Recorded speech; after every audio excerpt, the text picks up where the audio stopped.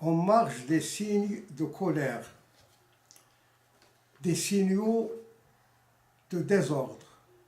et des clameurs de mécontentement, notamment à Al-Husayma et à Jarada,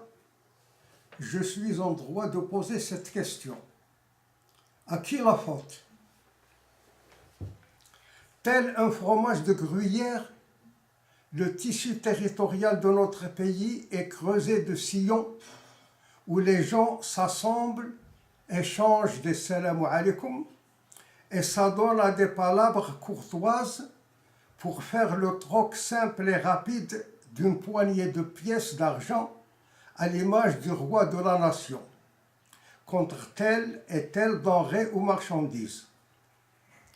Chaque jour de la révolution temporelle hebdomadaire, y compris le vendredi saint, un souk tient ses assises quelque part, tant et si bien que notre pays apparaît aux hôtes des cieux comme le modèle d'une foire à longueur de temps, pour une raison évidente et conventionnelle que toute société humaine est réglée par trois nécessités fondamentales et draconiennes: manger, boire, se défouler. Reste à établir un modus vivendi, un équilibre entre ces trois activités qui sont aussi vitales que l'air, l'eau et le feu. C'est que dès que l'être humain se met à satisfaire le ceinturon de son ventre, il commence à devenir une boule de feu, un transformateur électrique, une source d'énergie et d'intelligence, une batterie de désir et de convoitise et, à la limite, un terroriste potentiel, un pétard doté d'une puissance destructrice et calamiteuse. L'un des principes de la loi des marchés financiers repose sur le face-à-face de l'offre et de la demande, où la responsabilité individuelle et collective est la clé de voûte au sein de tout un continuum dialectique si fragile que le moindre déséquilibre risque de fausser la balance de l'économie familiale d'abord, puis de tout le système des valeurs sur lequel est bâti le fonctionnement d'un État politique. On a trop tendance à jeter la pierre angulaire de la responsabilité de nos problèmes culinaires et autres, et donc la résolution de leur imbroglio, aux hommes et aux femmes qui tiennent les manettes de la gouvernance et veillent constamment,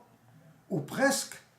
à la fluidité des mécanismes institutionnels et administratifs. Trop imbu de la volonté de revendiquer nos droits, on se voile un peu la face pour esquiver notre part de responsabilité dans les retombées collatérales de toute crise économique. Ne sommes-nous pas trop gourmands et surfeurs sur la planche de la dépense sans compter, quand le prix des denrées alimentaires, par exemple, s'enflamme et nous cause des brûlures dans notre envie de possession à outrance, au besoin,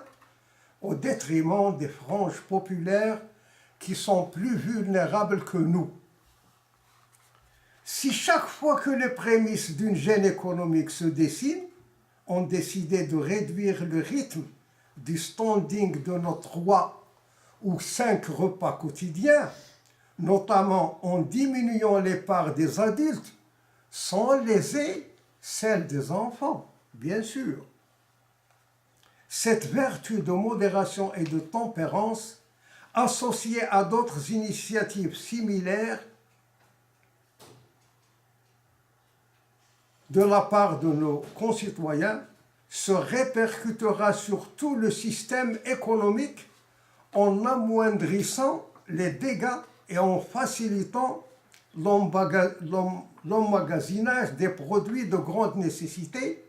tels que l'huile, le sucre, la farine, les légumineuses assoiffées, etc. Ce serait encore mieux comme remède et comme prévention si tous les organismes extra-gouvernementaux se concertaient pour établir une sorte de boycott des denrées dont le prix est insupportable à la majorité des mâles vivants des Marocains. Une manière de contrer les lobbies et les réseaux des accapareurs des biens de survie alimentaire, partout et de jour en jour, au lieu d'adopter l'attitude des pleurnicheurs et des rouspéteurs dans le vide lors du mois de Ramadan, où même les sermons de la bonne conduite individuelle et collective ne recueillent que peu d'écho. Dès lors que certains imams, les microphoneurs de la piété, sont eux-mêmes en voie d'être qualifiés d'amateurs de la chair, de la bouffe, c'est-à-dire ils sont destinés à être classés parmi les Zeraïdiyya. Nonobstant les directives claires et réitérées, répétées par le discours du Saint-Coran. Le verset 31 du chapitre coranique 7. Ya bani Adam, khudhu zinatakum 'inda kulli masjidin wa kulu washrabu